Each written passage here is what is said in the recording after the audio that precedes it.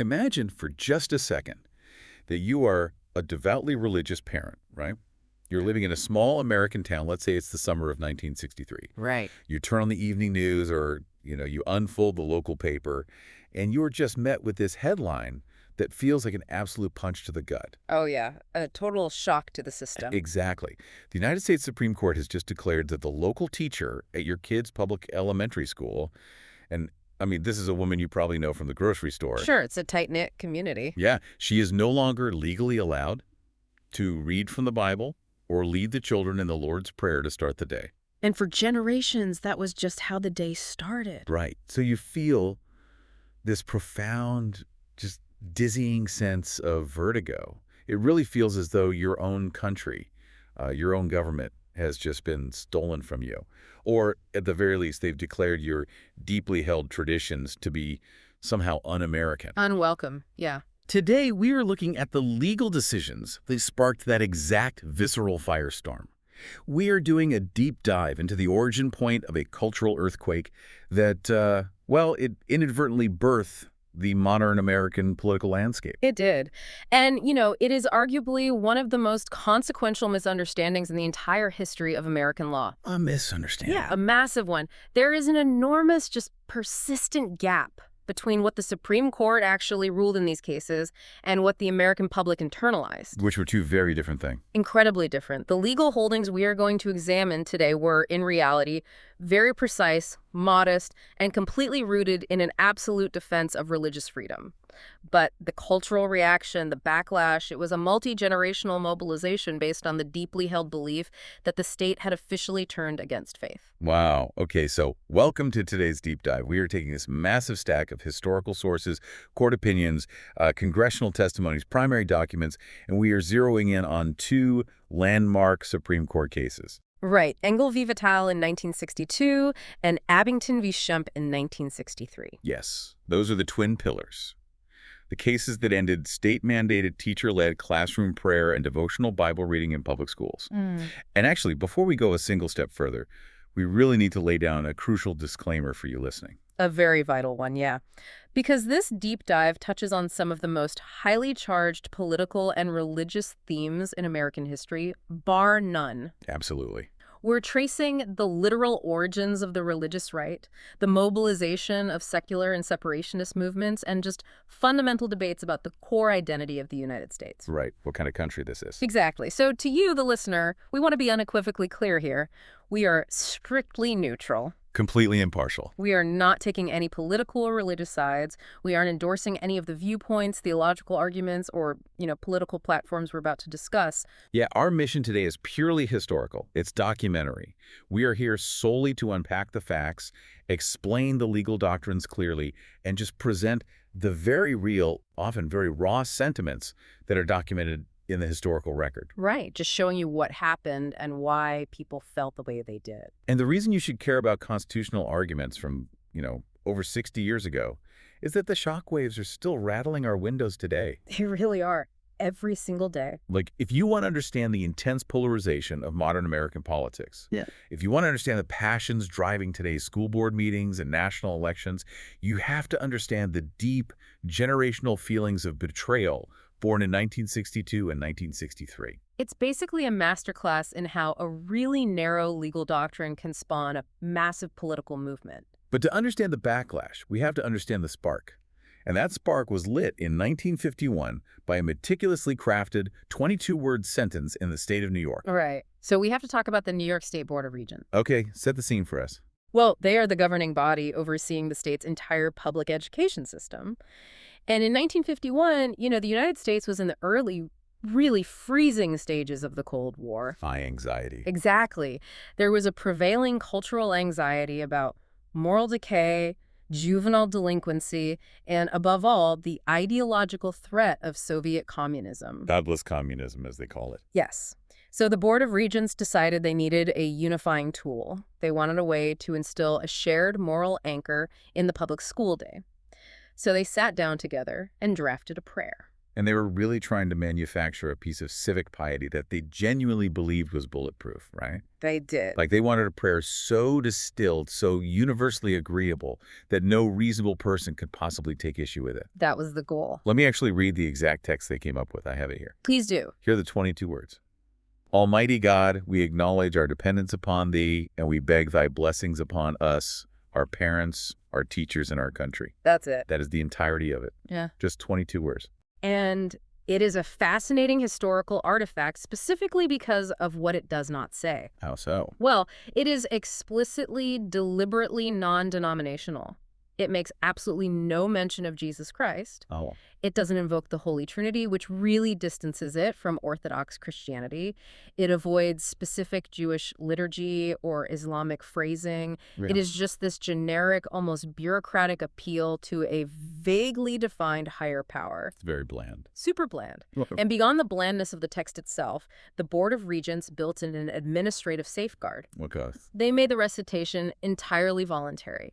The state basically said to the local school districts, here's a prayer, you can adopt it if you choose to. Okay, so it wasn't a statewide mandate. Exactly. And if a local district did adopt it, any individual student whose family objected could simply be excused. Like they could just opt out. Yeah, they could sit silently at their desk or they could step out into the hallway until the recitation was over. It was totally voluntary. So from the perspective of the government officials who drafted it, they probably thought they had threaded the needle perfectly. They absolutely thought so. They were providing a daily dose of moral instruction and patriotic reverence without crossing the line into forcing any single child to adopt a specific theology. They just viewed it as a nice accommodation of the nation's broadly religious heritage. But, the theory of universal accommodation rarely survives contact with actual diverse communities. Yeah, it doesn't. So a district on Long Island called New Hyde Park actually adopts this regent's prayer, and a group of parents push back. Right. Among them was a man named Stephen Engel, who was a Jewish parent. And he argued that it is fundamentally not the government's job to provide his children with a prayer. Yeah, he said the state has no business writing prayers. So this local dispute escalates, it grinds its way through the appellate courts, and eventually lands at the United States Supreme Court in 1962 as Engel v. Vitale. And on June 25th of that year, the court just drops a constitutional anvil on those 22 words. Boom. It was a very decisive ruling. A 6-1 majority, with Justices Felix Frankfurter and Byron White not participating. And Justice Hugo Black writes the majority opinion, right? Yes, and to understand the impact of this ruling, we have to look really closely at Black's reasoning, because he completely sidesteps the main defense that the school board had built. Well, voluntary part. Exactly. The school board, and later the whole public, focused entirely on the idea of coercion. The argument was, look, no one is forcing the children to say it, therefore there is no constitutional violation. We told them they could wait in the hallway. Right. But reading Justice Black's opinion, the concept of voluntariness seems almost entirely irrelevant to his legal framework. Really? He didn't care if it was voluntary? Not for the constitutional question, no. The fact that the prayer was short, or that it didn't mention Jesus, didn't save it. For Black, the constitutional defect wasn't found in the recitation of the prayer. The defect occurred at the moment of its authorship. Ah. So the act of writing it was the crime. That is the absolute crux of the matter. The First Amendment's Establishment Clause states, Congress shall make no law respecting an establishment of religion. Right. And Justice Black was a deep reader of early American history, particularly the writings of Thomas Jefferson and James Madison. He rooted his decision in the historical memory of the American founders. Because they had a lot of experience with state religion. Exactly. Remember, many of the original colonists fled European nations that had official state-established churches. In those countries, government officials literally wrote the Book of Common Prayer. Oh, wow. They dictated the official liturgies. Yes. So Black is looking at the New York Board of Regents, sitting around a conference table drafting a prayer, and he sees the exact same mechanism of state power that the founders were trying to escape.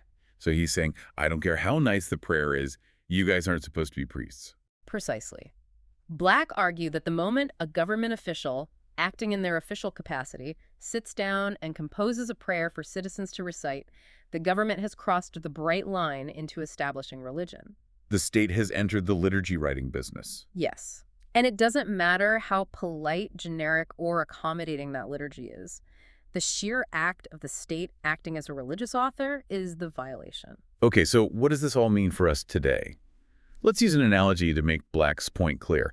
It's kind of like if the local mayor decided to write an official, town pledge of loyalty to the mayor, Okay, I like this. and the mayor expects everyone to recite it before town hall meetings. Even if that mayor insists, hey, nobody's forced to say it, you can just sit quietly in the back row, the core issue remains. Right. The mayor has no legitimate authority to use government time, stationery, and power to compose personal pledges of loyalty for the citizenry in the first place. Exactly. The coercion isn't the primary crime. The overreach of authority is. The mayor should be writing the pledge at all. And Black explicitly warned against the danger of the state entangling itself in religious matters. He argued that historically, whenever government and religion intertwine, it inevitably leads to the degradation of both. Degradation of both. How so? Well, the state becomes embroiled in theological disputes, which is messy, and religion becomes just a tool of political power. By striking down the regent's prayer, Black actually believed he was protecting faith from government corruption just as much as he was protecting the government from religious sectarianism. That's fascinating. He's saying he's doing religion a favor. Yes. Yet, that view was definitely not unanimous. There was a lone dissenting voice on the court. Justice Potter Stewart. Right.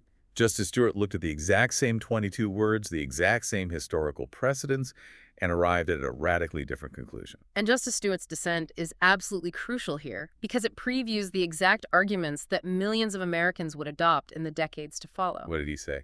Stewart rejected Black's premise that a voluntary 22-word prayer amounted to an establishment of religion. He pointed out that the Supreme Court itself opens its sessions with the cry, "God save the United States and this honorable court." Oh, that's a fair point. Right. Both houses of Congress employ official chaplains who lead daily prayers. American currency bears the phrase, "In God we trust." So Stewart is essentially asking, if we are fundamentally a religious people, how is allowing children to voluntarily acknowledge a higher power suddenly building a theocracy? Exactly. He saw the majority's ruling not as an act of government neutrality, but as an act of affirmative hostility toward religion. He felt they were being aggressively secular. Yeah, he argued that to strike down such a mild, deeply ingrained cultural tradition was to enforce a rigid, artificial secularism that the founders never intended. In Stewart's view, the Establishment Clause was designed to prevent the creation of a national church like the Church of England, not to scrub every vestige of civic piety from the public square. Okay, so the 1962 Engel decision establishes this massive new boundary. The state cannot compose a prayer.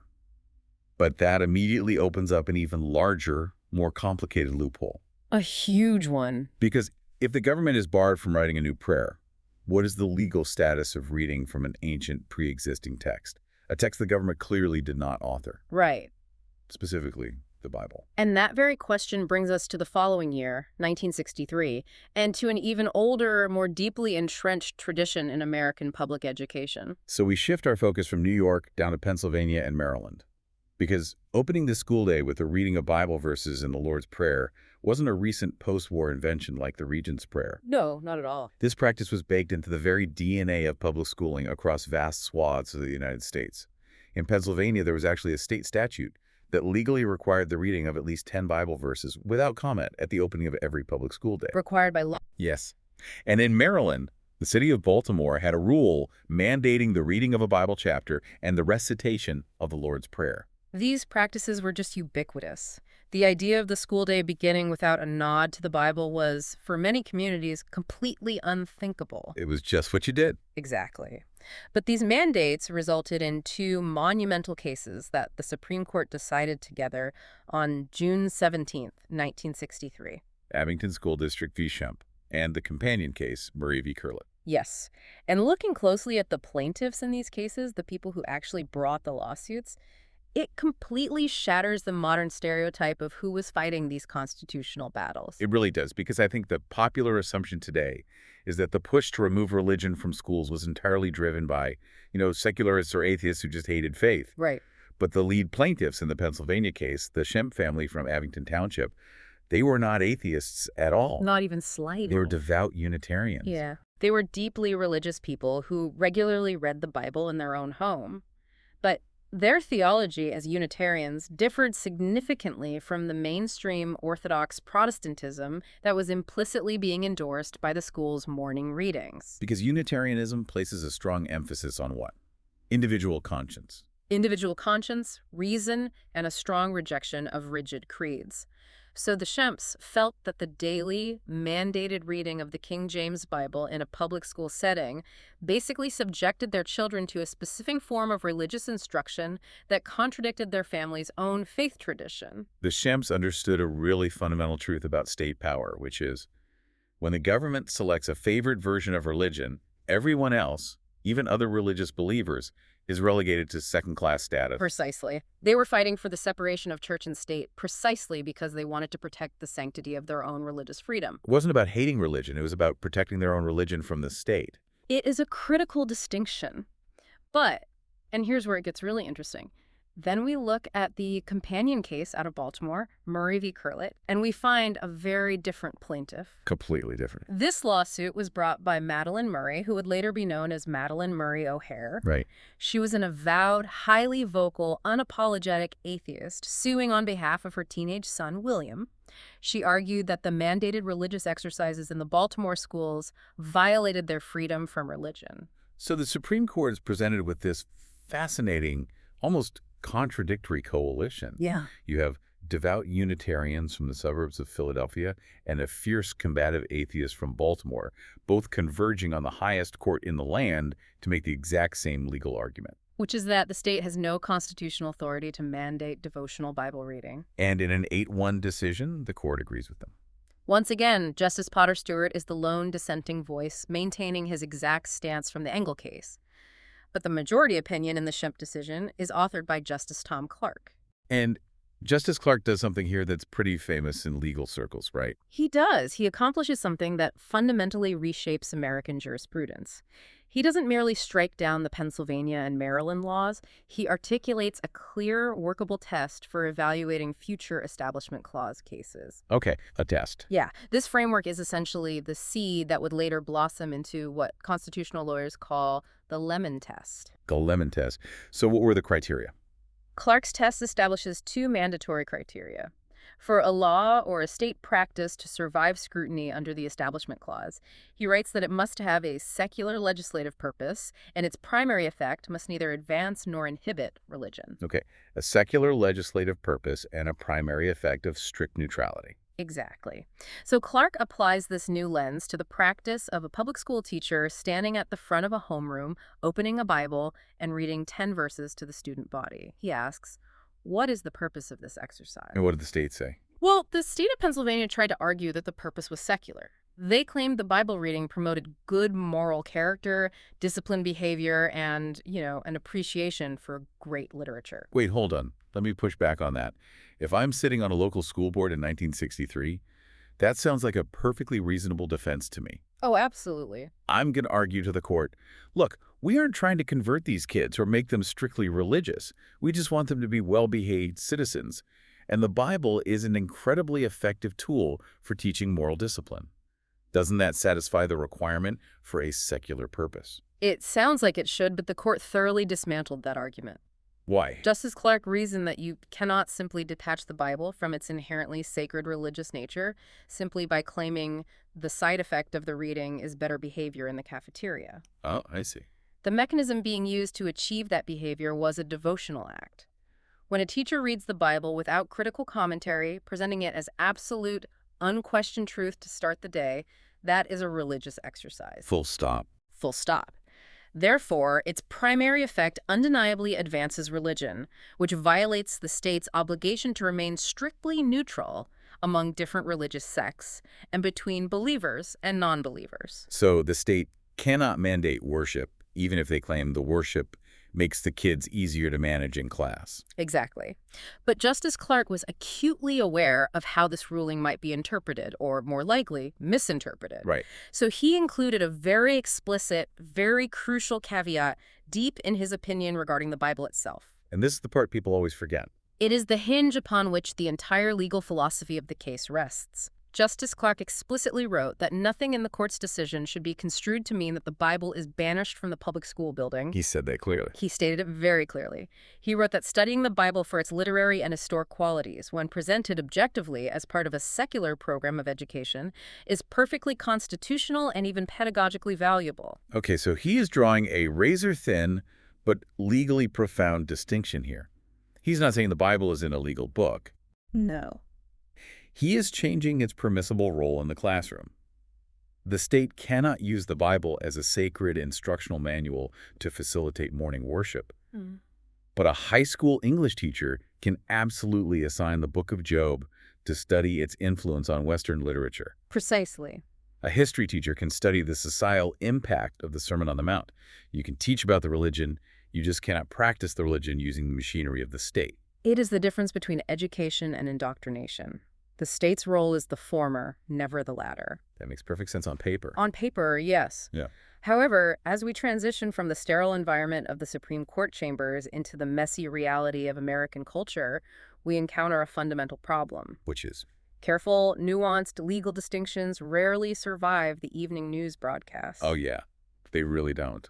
And that brings us to the birth of one of the most powerful, durable, and consequential myths in modern American history. The myth that changed everything. Because what the court explicitly did not do in these rulings was entirely lost in the resulting uproar. Let's actually take a moment to clearly catalog what was still perfectly 100% legal the day after the Schempp decision was handed down. Let's do it. The Supreme Court did not ban private individual prayer. Not at all. They did not ban student-initiated prayer. They did not make it illegal for a student to bow their head and say grace over their lunch tray in the cafeteria. Perfectly legal. They didn't ban a teenager from bringing their own personal Bible to school, keeping it in their locker and reading it in the hallway between classes. They didn't ban students from gathering on their own time to form a religious club. Right. And they didn't even ban schools from observing a moment of silence, provided that moment was genuinely neutral and not just a thinly veiled mechanism for state-directed prayer. The legal boundary the court drew was actually surgical. It was entirely concerned with the role of the state. State-sponsored, state-organized, state-led worship was deemed unconstitutional under the Establishment Clause. But the state permitting private individual worship was, and remains, fully protected by the Free Exercise Clause of that very same First Amendment. The government cannot lead the prayer, but the government absolutely cannot stop you from praying. But the American public didn't hear a surgical distinction. They heard a chainsaw tearing through their heritage. That's a great way to put it. The prevailing narrative, which was just amplified by outraged politicians, sensational media coverage, and word-of-mouth panic, became that the Supreme Court had taken God out of the schools. Yes. The shorthand just became simply, the court outlawed prayer. And that specific phrasing, God was kicked out of school, became a rallying cry that totally bypassed all the nuance of the Schempp family's Unitarian faith or Justice Clark's careful allowance for literary study. Just totally ignored it. And a massive factor in why that myth took root so deeply and so quickly was the media framing, specifically the outsized role of Madalyn Murray O'Hair. Ah, yes. Because even though the Schempps were the lead plaintiffs in the 1963 case, they were quiet, polite, devout people. They didn't make for explosive television. No, they didn't. Madalyn Murray O'Hair was the exact opposite. She was loud, she was provocative, highly combative, and unapologetically atheist. She actively sought the spotlight and leaned really hard into the controversy. She did. In 1964, Life magazine ran a massive profile on her, literally dubbing her the most hated woman in America. Wow. And because she was so visible and so undeniably antagonistic to traditional faith, she became the undisputed face of these Supreme Court rulings for millions of Americans. The public memory just completely distorted the historical reality. Completely. People forgot about Stephen Engel, the Jewish parent in New York. They forgot about the devout Unitarians in Pennsylvania. They looked at their television screens, saw a combative atheist, and concluded atheists have successfully weaponized the federal government to ban our religion. Which introduces one of the most profound, almost unbelievable historical ironies in this entire saga. Oh, you mean what happened to her son? Yes. When you look at what eventually happened to William, the teenager, whose name was literally on the lawsuit to remove the Bible from his Baltimore school. It's a staggering reversal. It is a remarkable postscript. William Murray grew up experienced a profound personal crisis, completely repudiated his mother's atheism, and converted to evangelical Christianity. Wait, really? The plaintiff in the case? Yes, he went on to dedicate a massive portion of his adult life and his career to fiercely advocating for constitutional amendments to restore school prayer. That is wild. The very student at the center of the atheist victory ends up dedicating his life to undoing it. It just shows how deeply these schisms cut, even inside a single family. It really highlights how a complex 8-1 legal holding gets flattened into a cultural grievance. Here's an observation. Let's try to visualize this disconnect between the legal reality and the public perception. Imagine you were sitting in the stands at a high school football game. Okay, a classic American setting. Right. The game is happening, but the head coach of the home team keeps running out onto the field, standing in the huddle, and physically calling the plays for the quarterback. He's right in the middle of it. Yeah. Finally, the referee blows the whistle, throws a yellow flag, and announces over the loudspeaker, penalty. The coach cannot be on the field calling the plays. That violates the fundamental rules of the game. Meaning the state cannot lead the religious exercise. Exactly. The referee's ruling is entirely about the coach's behavior. But the crowd in the stands, who only see the penalty flag and their beloved coach being reprimanded, they just erupt in anger. They start screaming, "The referee just banned the sport of football. The referee hates football." Right. But that isn't true at all. The game is still happening. The kids are still allowed to play football. The quarterback can call his own plays. The government coach just cannot be the one running the offense. It is a precise distillation of the dynamic. The Supreme Court did not ban the game of prayer. They simply restricted the government from playing quarterback. But the crowd in the stands was furious.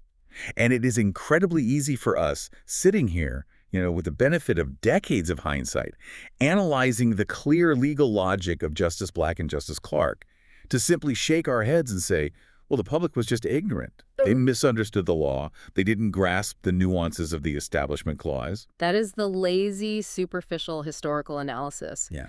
Because to simply dismiss the reaction as ignorance is to miss the entire story. If you want to understand American history, you have to look at why millions of people felt so incredibly deeply wounded by these rulings. You have to practice historical empathy and step into the shoes of the dispossessed. Right. We have to immerse ourselves in the cultural context of the early 1960s. Absolutely. Because for generations of Americans, especially in rural and suburban communities, morning prayer and Bible verses were not viewed as sectarian, coercive impositions. They weren't seen as aggressive attempts to force a specific dogma down the throats of dissenting minorities. No, not at all. Instead, these practices were viewed as the unremarkable moral furniture of public life. The unremarkable moral furniture. I like that. It was the ambient background noise of their civic existence.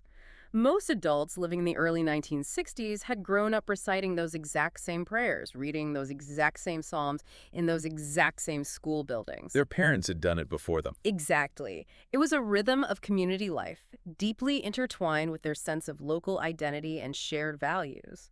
So when the Supreme Court ruled in 1962 and 1963, these devout families did not sit down and read Justice Clark's careful legal distinctions regarding secular legislative purposes in the United States report. Of course not. What they experienced viscerally was the unelected federal government reaching its hand in their local community and criminalizing a tradition they held dear.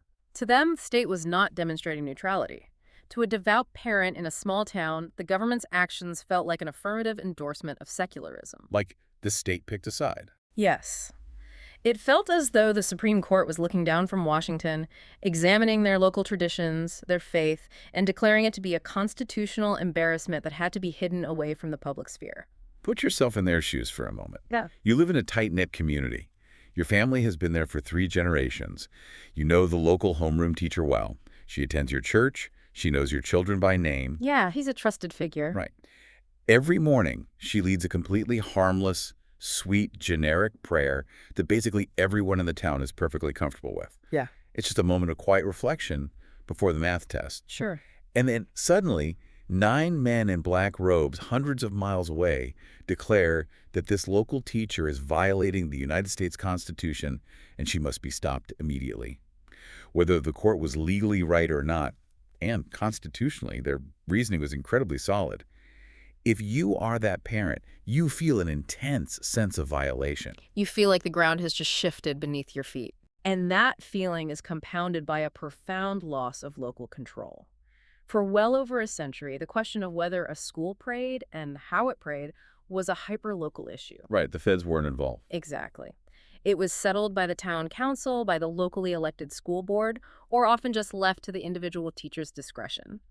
The Engel and Schempp decisions represented a massive, unprecedented nationalization of cultural policy. A power grab. From their perspective, yes.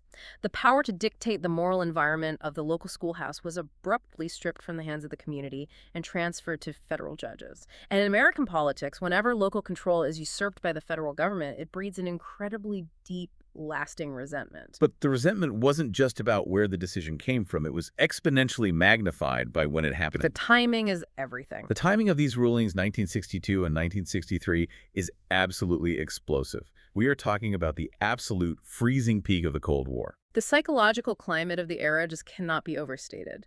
American culture in the 1950s and early 60s was defined by an intense, almost existential paranoia regarding godless communism. Yeah? The Soviet Union was the ultimate apocalyptic enemy.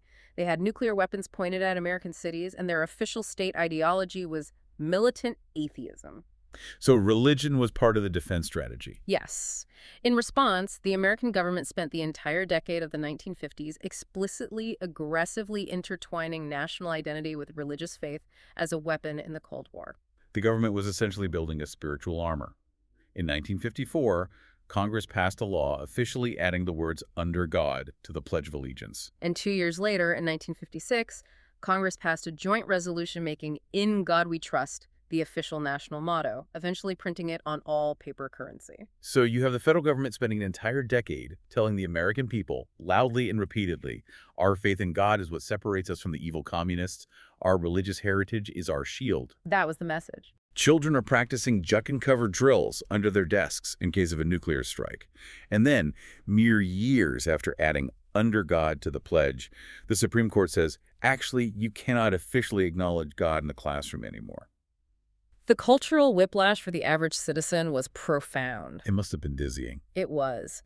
To strike down school prayer in that specific, highly paranoid Cold War climate felt to millions of Americans like the country was voluntarily surrendering on the home front. They viewed the global conflict as a spiritual war against the Soviets, and they felt the Supreme Court had just unilaterally disarmed their children. None of this historical context makes the myth that private prayer was banned legally true, but it completely illuminates why the grievance was so incredibly sincere, so deeply felt, and so durable. Absolutely. Because when millions of people feel that their core identity, their community traditions, and their children's spiritual safety are under attack from their own government, they do not just sit quietly and accept it. No, they mobilize. When citizens feel the Supreme Court has fundamentally misinterpreted the Constitution, their immediate democratic response is to utilize the mechanisms of government to change the Constitution. Right.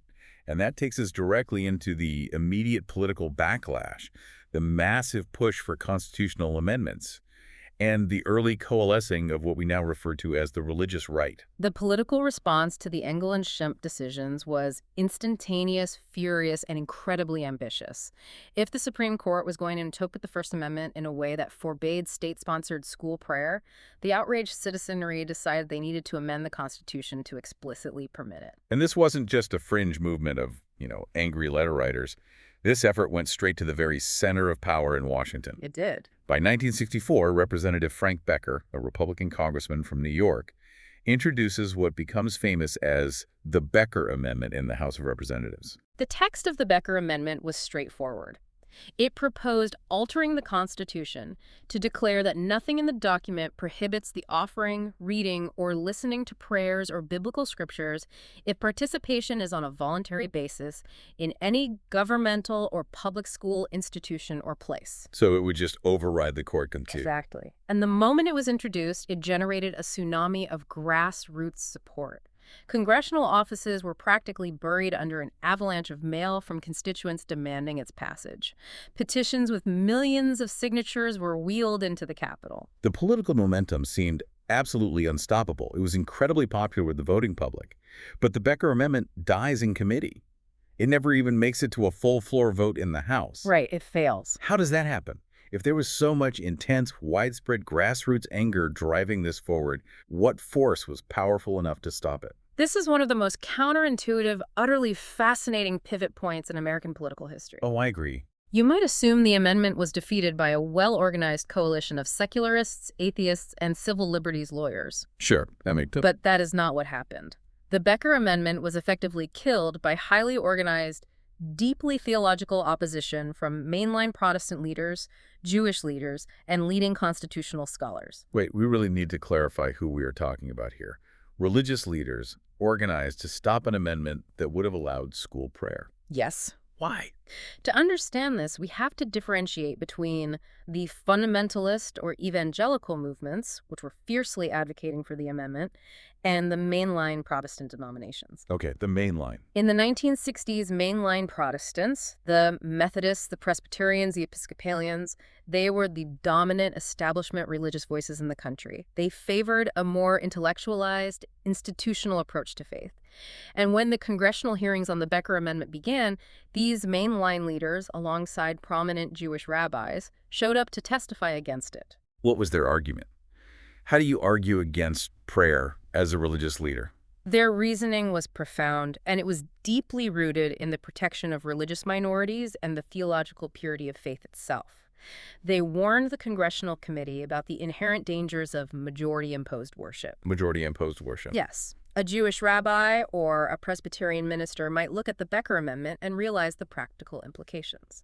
They thought, if we pass this amendment, a predominantly Catholic school board in Boston could legally mandate the recitation of Catholic prayers, forcing Protestant and Jewish children to either participate or physically segregate themselves. Oh, I see. And vice versa in a predominantly Baptist town in Texas. They understood that if you give the local majority the power to define the prayer, the local minority will always inevitably be marginalized. Exactly, but their argument went even deeper into theology. How so? Many religious leaders argued that when the state is tasked with writing or selecting a prayer like the New York Board of Regents did, it is forced to make that prayer so watered down, so generic, and so devoid of specific doctrine that it strips the religion of its actual meaning. Because it has to please everybody. Yeah. They testified that government-mandated prayer essentially creates a shallow, fake state religion. They argue that the government is a terrible pastor. Wow, the government is a terrible pastor. It is true. Meaningful religious education belongs in the home, in the church, and in the synagogue, not in a public school homeroom supervised by a geometry teacher. The nuance there is incredible. They are making the case that defending the actual sanctity and power of religion requires keeping it as far away from government bureaucrats as possible. Exactly. Religion is too important to be left to the state. It was an incredibly powerful, intellectually rigorous argument, and the testimony of these respected religious figures gave enough wavering lawmakers the political cover they needed to kill the Becker Amendment in committee in 1964. They could vote against it and say, look, I'm not voting against God, I'm voting with the Methodist bishops. Brilliant political cover. But the movement, the anger, doesn't dissipate. No. 2 years later, the battlefield shifts. Oh. In 1966, Senator Everett Dirksen, an incredibly powerful, persuasive Republican from Illinois, he was the Senate Minority Leader, he introduces a Senate version of the prayer amendment. Dirksen was a master legislator, a true titan of the Senate. He managed to navigate the committee structure and actually force his amendment to the Senate floor for a full vote. Which is hard to do. Very hard. But the founders designed the Constitution to be intentionally difficult to amend. You don't just need a simple majority, you need a 2/3 supermajority in both chambers. So what happened with the vote? When the roll was called on the Dirksen Amendment, it received a majority of the votes, but it fell short of the required 2/3. The amendment failed. And the failure of the Dirksen Amendment is the hinge upon which modern American politics turns. It really is. Because the fundamental grievance didn't go away. Millions of Americans were still furious, still feeling dispossessed. But because they realized they could not achieve a constitutional remedy, they couldn't physically alter the text of the First Amendment to overrule the Supreme Court. All that massive, mobilized energy had to find a new outlet. It had to migrate. Where'd it go? It migrated deeply, permanently into partisan electoral politics. The issue of school prayer and the broader narrative of a government hostile to traditional values became a foundational litmus test. For candidates. Yes. Politicians realized there was a massive voting bloc of disaffected religious conservatives just waiting to be tapped. School prayer amendments would be championed again and again. Richard Nixon flirted with the idea. Ronald Reagan explicitly pushed for one in 1982.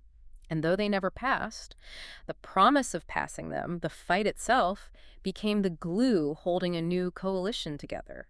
So this sense of cultural dispossession, the feeling that the federal government was actively dismantling their way of life, that became the primary fuel for the movement that would formally coalesce in the late 1970s and 1980s as the religious right. It is the great historical paradox of this entire era. By aggressively enforcing a strict separation of church and state in the early 1960s, the Supreme Court inadvertently mobilized religious conservatives in a way nothing else ever had. They created their own opposition. Exactly. The attempt to remove state-sponsored religion from the public school classroom forged a voting bloc that brought religion directly into the center of presidential elections, shaping the political landscape for the next 60 years. The politicians completely pivoted to accommodate this new reality. But what is truly fascinating is that while the political branches were reacting to the massive public backlash, inside the marble walls of the Supreme Court, the justices did not flinch. Not even a little bit. They didn't look out the window at the protest, check the polling, and decide to back down. In fact, over the next 4 decades, the court dug in.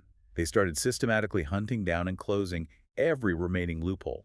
The jurisprudence from the 1980s through the year 2000 is a story of the court extending the principles established in Engel and Schempp into the gray areas of public school life. They were determined to hold the line against an increasingly creative series of attempts by local school boards to reintroduce prayer. Let's track that legal evolution because it is a masterclass in how constitutional doctrine adapts to resistance. Let's jump forward to 1985. The case is Wallace v. Jaffrey. Right. This involves a law passed in the state of Alabama. Now, we established earlier that moments of silence were generally considered perfectly legal. They were. But Alabama passes a specific moment of silence law, and the Supreme Court strikes it down in a 6-3 decision. If a moment of silence is legal, why did Alabama's law fail? It failed because of the purpose prong of that test Justice Clark laid out back in 1963. Remember, a law must have a genuine secular legislative purpose. Right. When the Supreme Court examined the legislative history of the Alabama statute, they didn't have to guess at the state's intent.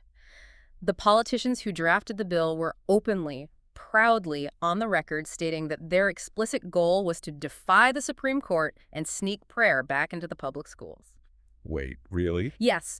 The primary sponsor of the bill literally testified that the legislation was an effort to return voluntary prayer to our public schools. They literally said the quiet part out loud on the official legislative record. They did. And the court looked at that record and concluded, look, if your stated legislative purpose is entirely religious, then the law is fundamentally unconstitutional. So they blew their own cover. Exactly. The court reaffirmed that a moment of silence designated for actual meditation or quiet reflection is perfectly fine. But a moment of silence specifically designed as a Trojan horse to facilitate state-sponsored prayer is a violation of the Establishment Clause. Okay, so that is 1985. We see the court shift from analyzing the author of the prayer in the Engel case to analyzing the legislative purpose of the law in the Wallace case. Right. Then, in 1992, the court shifts the lens yet again. The case is Levy-Wiseman. This is a much tighter 5-4 decision, and it moves the battleground out of the morning homeroom and into a public middle school graduation ceremony. The facts here are definitely different.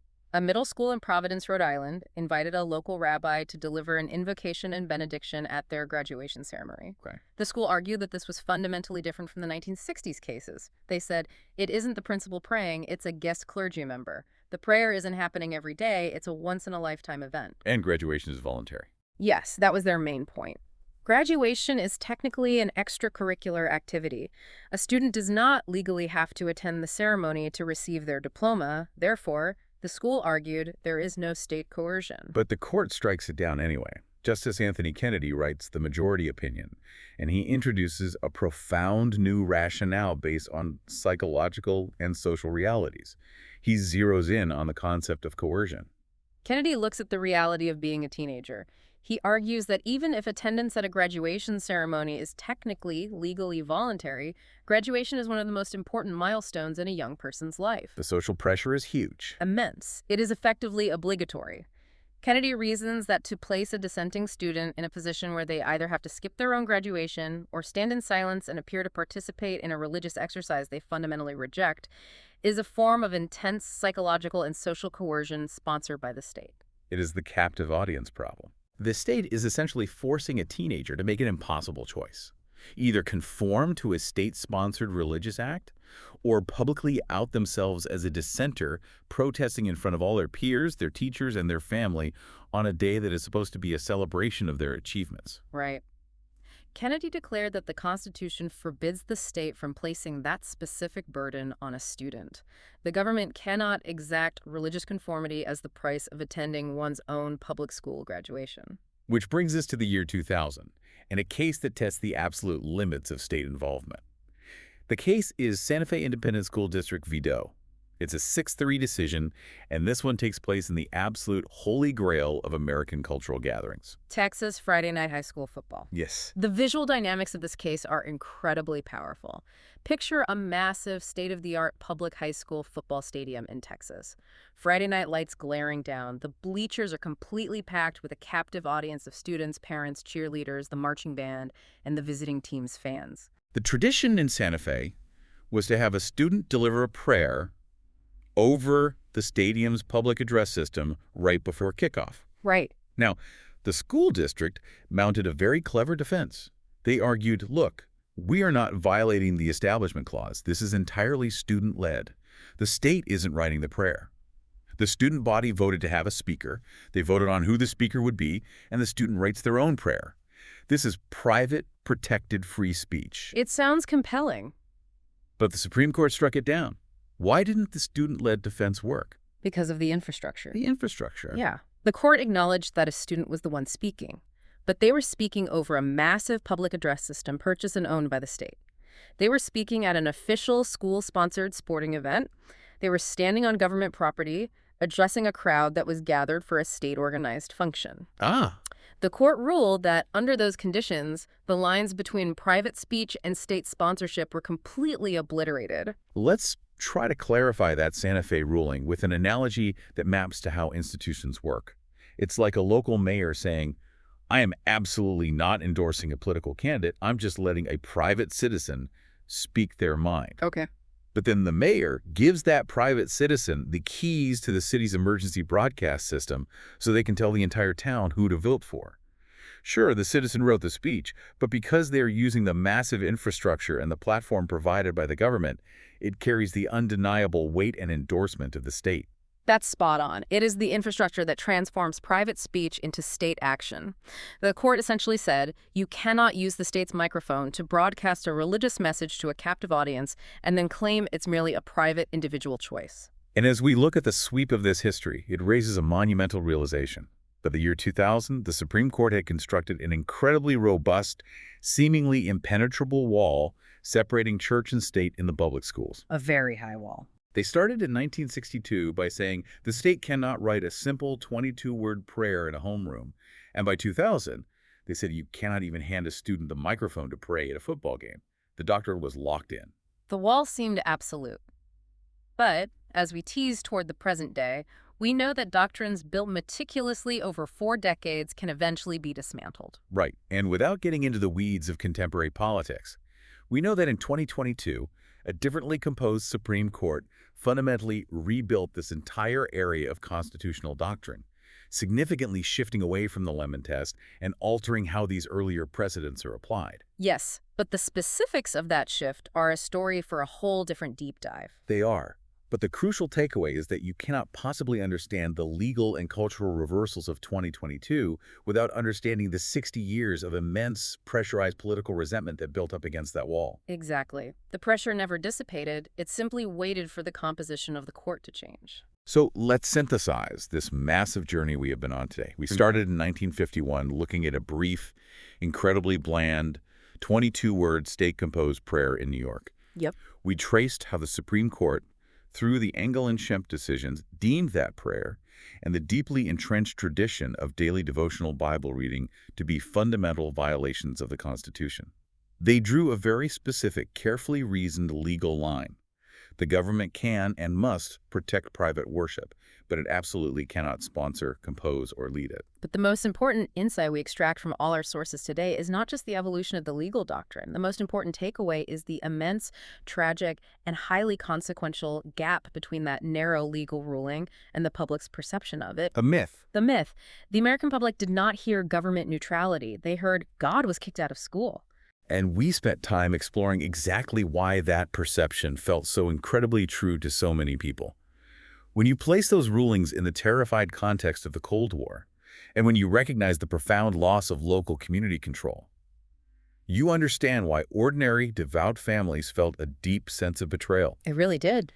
They felt their generational traditions and their shared civic piety were being outlawed by out-of-touch judges in Washington, D.C. And that specific disconnect, that deep, visceral feeling of dispossession, became the animating force of modern American politics. When constitutional amendments like the Becker and Dirksen efforts failed, that massive energy poured directly into electoral politics. It fueled the rise of the religious right and fundamentally shifted American political priorities for the next half-century. So to you, the listener, the next time you watch the evening news, the next time you see intense screaming battles at local school board meetings over curriculums, library books, or the role of religion in public life, remember that those passions did not just materialize out of thin air yesterday. No, they've been brewing for a long time. To understand the political platforms, the anger, and the zeal of today, you have to understand the deep generational feelings of betrayal that were born in the summers of 1962 and 1963. The past is never really past. It just changes venues and it changes the names of the plaintiffs.